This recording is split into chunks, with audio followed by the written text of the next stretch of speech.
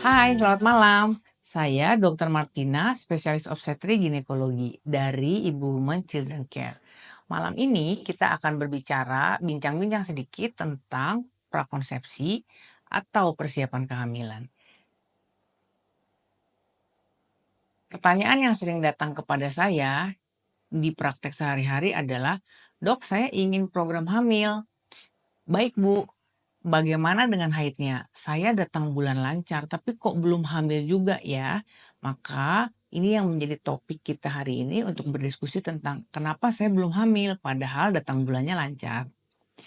Jadi kalau kita berbicara tentang program kehamilan atau prakonsepsi, merupakan serangkaian usaha yang dilakukan oleh pasangan suami istri untuk meningkatkan kemungkinan kehamilan, mencakup perubahan gaya hidup, pemantauan masa subur, dan konsultasi medis. Siklus menstruasi yang teratur menunjukkan bahwa ovarium atau indung telur berfungsi dengan baik dan ovulasi terjadi setiap bulan. Walaupun kita ketahui bahwa dari seluruh siklus menstruasi yang dialami oleh seorang wanita, 30%-nya anovulator atau tidak keluar sel telurnya. Namun, ada beberapa faktor yang bisa mempengaruhi kesuburan walaupun menstruasinya teratur. Mengapa mens teratur tapi belum sukses juga program hamilnya atau belum bisa hamil? Selain karena kemungkinan kehamilan itu hanya terjadi 30% dari seluruh siklus haid seorang wanita, kita harus pelajari satu-satu kenapa dia tidak hamil. Patut diketahui bahwa yang namanya ovulasi tidak terpisah dari kesehatan umum seorang wanita. Dan kita harus tahu bahwa jalur atau poros daripada hormon seorang wanita dimulai dari otak atau berada di kepala yang akan mempengaruhi ke organ akhirnya berupa reproduksi wanita. Terdiri dari rahim, kemudian ada indung telur kanan dan kiri, dan jangan lupa juga ada saluran telur.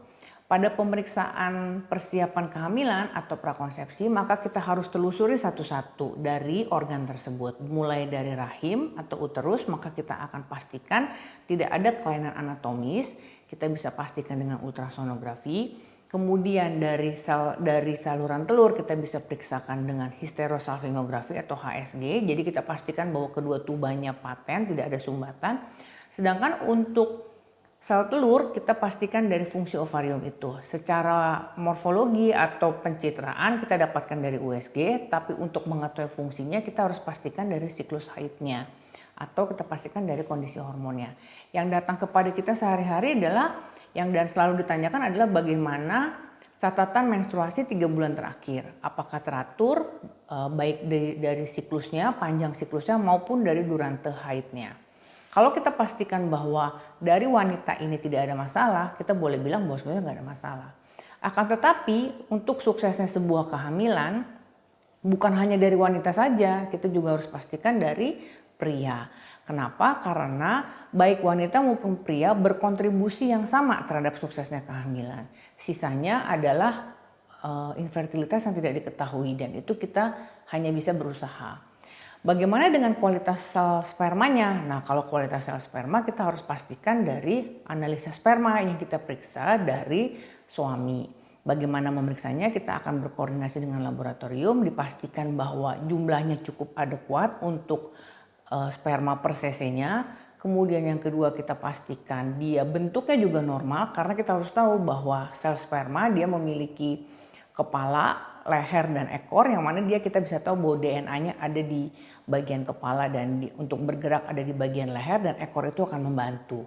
Maka pada waktu terjadi fertilisasi kita harus pastikan bahwa semuanya dalam kondisi yang baik. Jadi dari sperma ada beberapa yang kita lihat. Yang pertama dari jumlahnya, kemudian morfologinya, dan yang ketiga adalah geraknya. Kalau dia geraknya juga baik, harusnya dia tidak ada masalah. Nah, bagaimana dengan kualitas sel telur? Nah, sel telur itu kita harus pastikan selain dari haid yang teratur setiap bulan, kita harus pastikan bahwa kecukupan atau nutrisi yang diperlukan dari sebuah sel telur untuk sukses dapat dibuahi itu ada banyak. Dan ini yang kita evaluasi dari pemeriksaan laboratorium. Jadi yang kita periksa dari laboratorium bukan hanya hormon saja, akan tetapi zat-zat nutrien yang diperlukan untuk suksesnya sebuah sel telur itu berovulasi dan dapat dibuahi. Satu lagi yang harus kita pastikan juga bahwa si rahimnya atau uterusnya itu selain morfologinya normal yang kita dapatkan dari USG, dia memiliki reseptivitas endometrium atau kualitas yang baik. Ibaratnya kita mau menanam benih di tanah, maka kita harus pastikan tanahnya subur. Nah, itu kita harus periksa. Selain dari USG, kita juga pastikan dari dari pemeriksaan laboratorium. Kita bisa tahu bagaimana nih kita bisa subur. Nah, kita harus pastikan juga bahwa kesehatan secara umum baik. Apa itu? Itu tergantung dari gaya hidup. Gejala gaya hidup yang paling sering menyebabkan gangguan ovulasi adalah PCOS. Jadi kalau teman-teman tahu tentang PCOS atau Polycystic Ovarium Syndrome, itu dia sel telurnya tidak bisa berovulasi dengan teratur. Jadi dia tidak akan ada satu yang besar yang berkualitas baik yang dapat dibuahi. Jadi harus dipastikan juga bahwa yang namanya suksesnya kehamilan itu tergantung dari kesehatan umum si wanita dan si pria, yang mana itu banyak sekali faktor hormonal dan kesehatan umum yang mempengaruhi. Oke, selanjutnya bagaimana sih kita bisa baik nih, bisa sukses promilnya? Yang pertama gaya hidupnya. Kalau gaya hidupnya suka bergadang, kemudian pola makannya tidak sehat, terlalu banyak konsumsi gula, kemudian terlalu banyak konsumsi lemak, kemudian kesehatan umum itu juga tidak baik gitu. Nah, itu sangat mempengaruhi. Jadi ngomongnya seringkali gampang bahwa gaya hidup harus diperbaiki, tapi pelaksanaannya tidak mudah dan itu memerlukan komitmen. Kemudian yang kedua, kita juga harus tahu bahwa kapan sih berhubungan yang tepat supaya kita bisa mendapatkan berhasil sukses hamilnya. Yang pertama, kita harus tahu bahwa secara definisi subfertilitas atau infertilitas terjadi bila pasangan suami istri sudah berhubungan seksual secara teratur 2-3 kali per minggu tanpa kontrasepsi dan belum hamil. Maka kita kembali kepada definisi tersebut. Berhubungan seksualnya sudah teratur atau belum? Di kota besar saat ini masalah berhubungan seksualnya menjadi suatu problem tersendiri. Kenapa? Karena banyak sekali pasangan suami istri yang tidak mau berhubungan atau tidak ada hasrat atau keinginan untuk berhubungan karena pekerjaan dan karena stres. Itu yang harus kita perbaiki, bahwa kita nggak bisa dengan serta-merta mengharapkan ada abrakadabra jadi bahwa dia hamil gitu ya. Jadi kita harus berusaha. Salah satu usahanya adalah dengan berhubungan seksual. Jadi berhubungan seksualnya harus teratur 2-3 kali per minggu.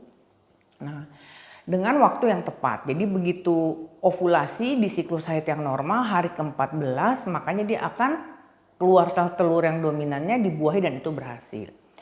Nah, kemudian yang ketiga adalah usia. Nah, kesuburan wanita itu atau yang kita tandai dengan cadangan ovarium atau cadangan sel telur itu dia akan menurun secara gradual sejak usia wanita ini lebih 35 tahun.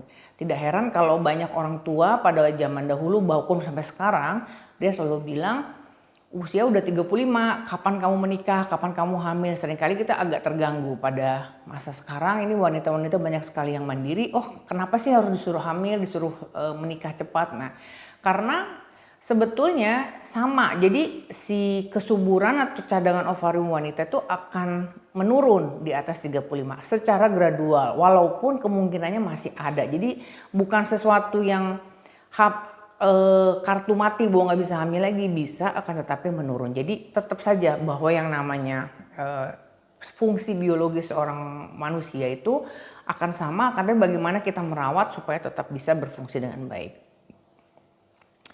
Bagaimana pengaruh hormon terhadap program hamil? Jadi di organ reproduksi wanita ada hormon reproduksi yang utama yang kita boleh lihat nih. Yang pertama ini ada, saya mulai dari kepala ya, dari otak. Jadi FSH, the follicle stimulating hormone ini dia akan memicu supaya sel telur bisa tumbuh, membesar, kemudian dia akan berovulasi. Dan ini semua dalam proses yang simultan antara siklus di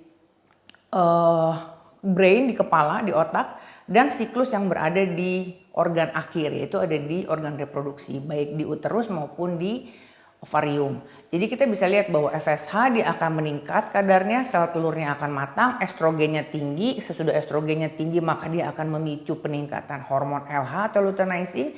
Ini adalah persiapan nutrisi apabila sel telurnya dipecahkan atau diovulasi. Begitu dia pecah, itu sebelum dia pecah ada peningkatan hormon LH. Oh, sudah cukup besar kadarnya folikel dominan, LH-nya meningkat, LH surge, ovulasilah dia, maka progesteron meningkat. Nah, itu menjadi suatu proses yang simultan seperti harmoni, jadi seperti orkestra.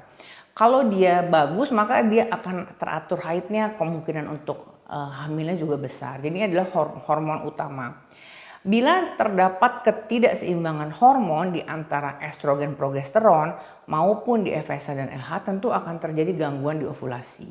Itu udah pasti. Jadi kalau kita lihat FSH-nya terlalu tinggi, akibatnya dia tidak akan ada sel telur yang dikeluarkan, justru karena dia akan feedback negatif terhadap estrogen, dia nggak akan ada sel telur yang matang. Itu yang terjadi pada pasien-pasien menopause. Nah, itu kita harus atur. Bagaimana mengaturnya? Tentu dia harus dalam kondisi yang seimbang. Ada satu lagi hormon yang mempengaruhi bagaimana sel telur bisa ovulasi secara teratur, yaitu prolaktin. Prolaktin juga ada di kepala, di otak. Dia akan mensupres atau memberikan feedback negatif sehingga tidak terjadi ovulasi. Kapan itu terjadi? Seringkali pada wanita yang baru melahirkan yang memberikan ASI bagi bayinya, dia akan memberikan feedback negatif terhadap keluarnya atau terjadinya ovulasi. Sehingga ini seringkali pada pasien-pasien dengan pasca menyusui atau sedang menyusui, dia akan selalu bilang ada metode amenorrhea laktasi. Mungkin para ibu pernah mendengar bahwa ada metode amenorrhea laktasi. Jadi dia nggak haid tuh dan nggak akan hamil karena itu merupakan salah satu metode kontrasepsi.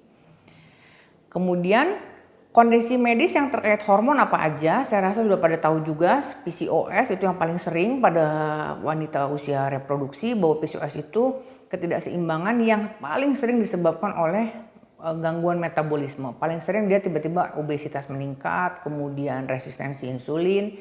Kebiasaannya paling sering kenapa? Yaitu karena dia makan tidak seimbang, terlalu banyak karbohidrat, terlalu banyak manis gitu ya. Apalagi zaman sekarang.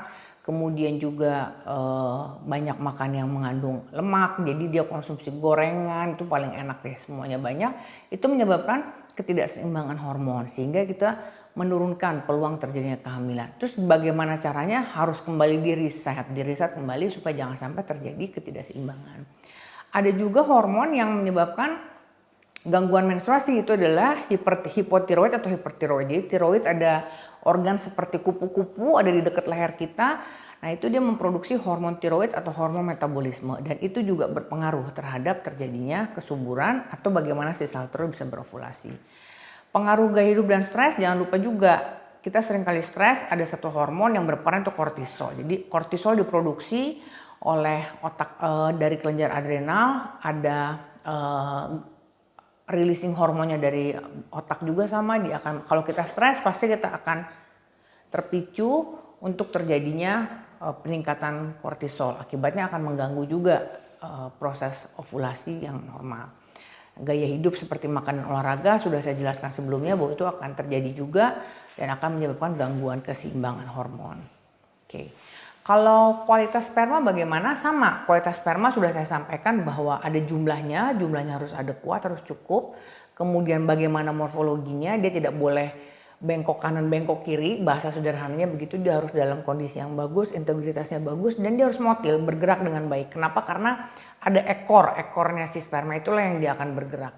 Saya membahasakan seringkali seperti kecebong, Bu, dia akan bergerak bagus gitu, dia akan kelihatan kalau dia memang bagus. Dan itu kita bisa periksa dari analisa sperma ya. Jadi kalau kita lihat bahwa pasiennya normozoospermi, oh ya udah nggak ada masalah.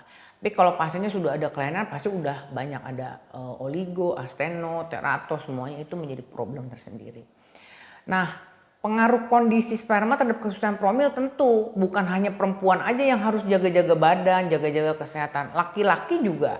Jadi laki-laki termasuk dari diet, olahraga, gaya hidup, nah itu berpengaruh. Misalnya dia terlalu gemuk, berpengaruh nggak terhadap kualitas sperma? Pasti dong gitu ya, nanti akan berpengaruh.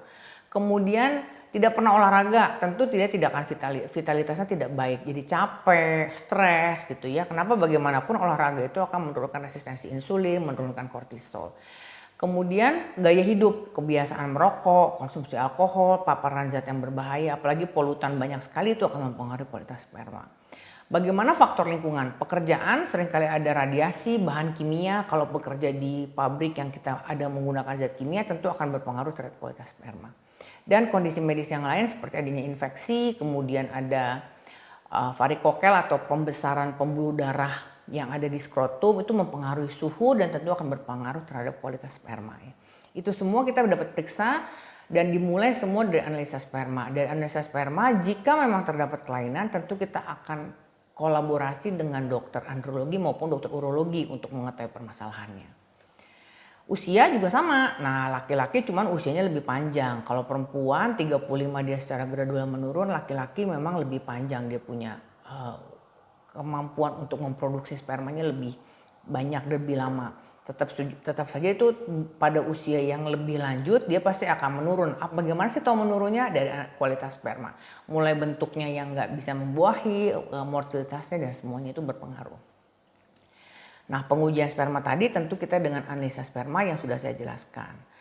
Nah, selain beberapa faktor di atas, kemungkinan juga ada salah satu yang seringkali berkontribusi kepada ketidakberhasilan program hamil. Kalau misalnya para ibu sering mendengar itu ada endometriosis. Endometriosis itu seperti kondisi di mana jaringan dalam rahim dia berada di luar daripada tempat yang seharusnya. Seringkali dia ada di indung telur dan berbentuk menjadi kista, itu isinya seperti endometrium, jadi coklat kayak darah gitu, atau bisa juga di saluran telurnya, tubanya, atau di rahim itu sendiri. Gejala terseringnya adalah nyeri haid dan itu terjadi siklik, setiap bulan dia akan seperti itu. Kenapa dia nyeri? Dan dia akan membuat perlengketan, menimbulkan pembentukan jaringan parut di organ genitalia internal wanita dan itu amat mengganggu. Itu berpengaruh nggak sih? Berpengaruh. Tapi masih ada kemungkinan untuk ovulasi atau hamil nggak? Tentu ada. Ya, masih bisa nggak kualitas telurnya baik? Masih bisa. Jadi bukan harga mati bahwa ini nggak bisa, tapi kita bisa obatin. Kembali lagi untuk mencegah endometriosis sekalipun kita tergantung lagi dari gaya hidup. Jadi yang harus diriset bahwa organ reproduksi wanita tidak terpisah dari kesehatan umum. Jangan dipisahkan. Jadi kita memberikan perhatian sebetulnya kepada kesehatan umum, mudah-mudahan kesehatan reproduksinya juga baik. Ini ada beberapa cara yang dapat dilakukan untuk